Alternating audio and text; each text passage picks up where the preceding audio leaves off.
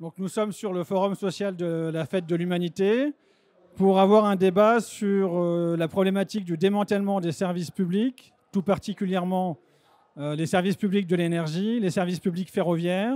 On aurait pu espérer qu'avec la crise de la Covid, la problématique des services publics revienne au centre. On parlait du jour d'après, de l'année 2021 qui devait être un monde d'après. Bon, clairement, on va voir qu'il n'en est rien. Pour en discuter aujourd'hui, on a Virginie Neumayer, qui est représentante syndicale au CSEC EDF, et Hervé Gommet, qui est secrétaire du comité de groupe SNCF et secrétaire de la Fédération des cheminots sur les problématiques économiques.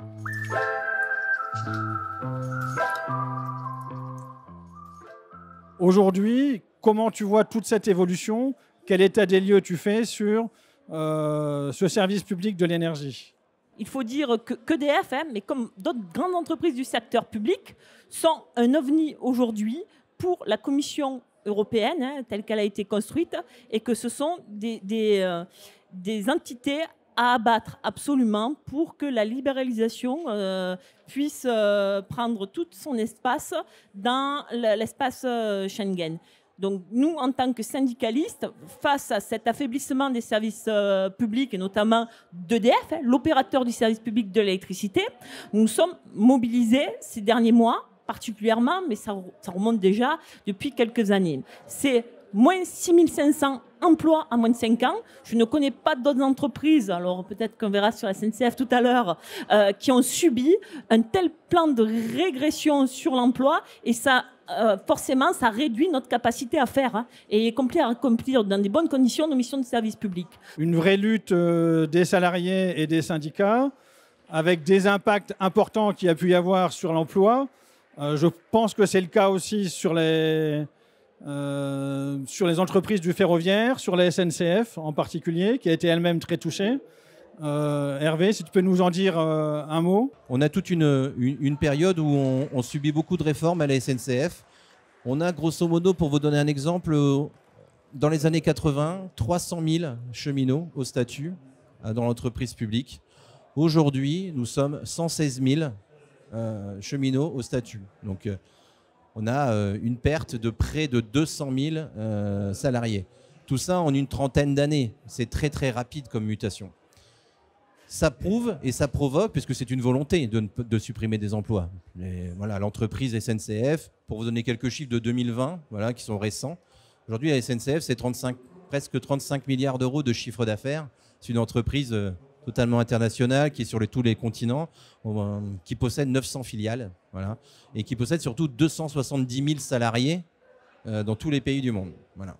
Mais sur ces 270 000 salariés, 116 000 seulement qui concourent directement à la production des trains. Et donc on a une multitude de filiales, et on a aussi des filiales qui viennent directement en concurrence finalement avec l'opérateur historique. La SNCF, en 2008, a racheté Géodis. Géodis qui est le premier transporteur de marchandises sur les routes, qui vient directement concurrencer le fret ferroviaire. D'ailleurs, le fret ferroviaire, libéralisé en 2006, aujourd'hui nous avons en France, pour vous donner quelques chiffres, c'est bien de se contextualiser, nous avons 16 entreprises ferroviaires qui font du fret. Sur ces 16 entreprises, voilà, il y en a 5 qui appartiennent à la SNCF. Donc on a Fret SNCF, l'opérateur public historique, mais la SNCF a créé des filiales qu'elle met directement en concurrence entre elles. Et donc il y a 5 autres filiales de droit privé qui appartiennent au groupe SNCF qui captent les marchés.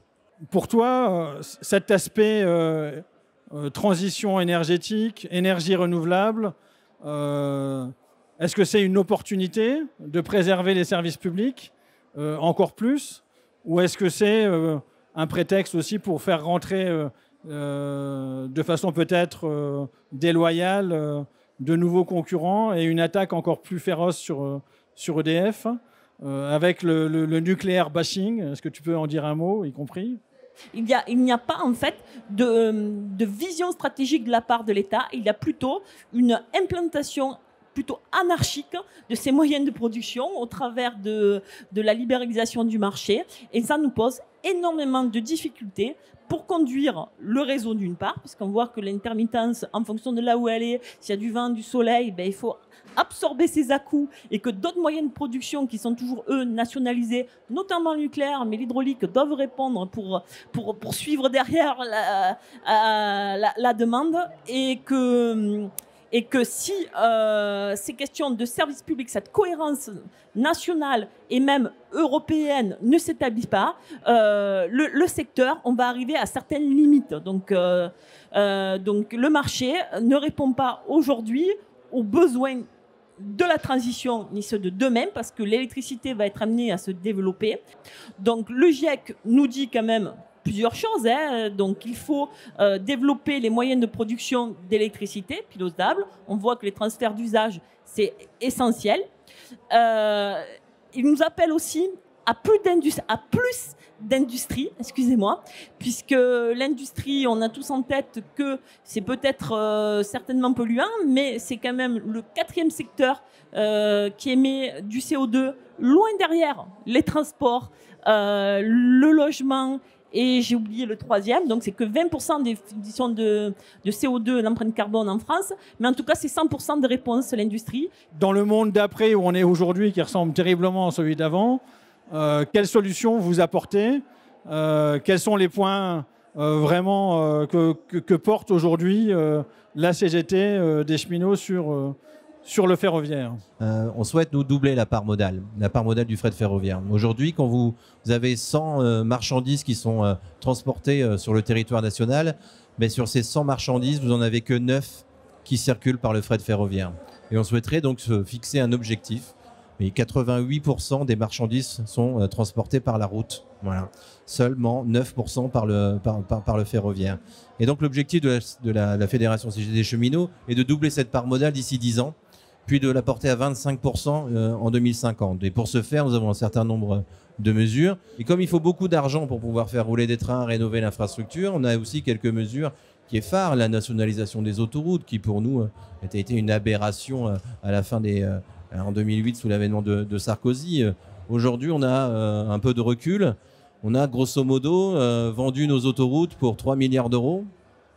Et aujourd'hui, ils en rapportent 6 tous les ans aux opérateurs privés, avec des concessions sur 40 ans. Bon, tout cet argent-là, à un moment ou un autre, il faut le récupérer. La nationalisation d'autoroutes fait partie d'un de nos thèmes.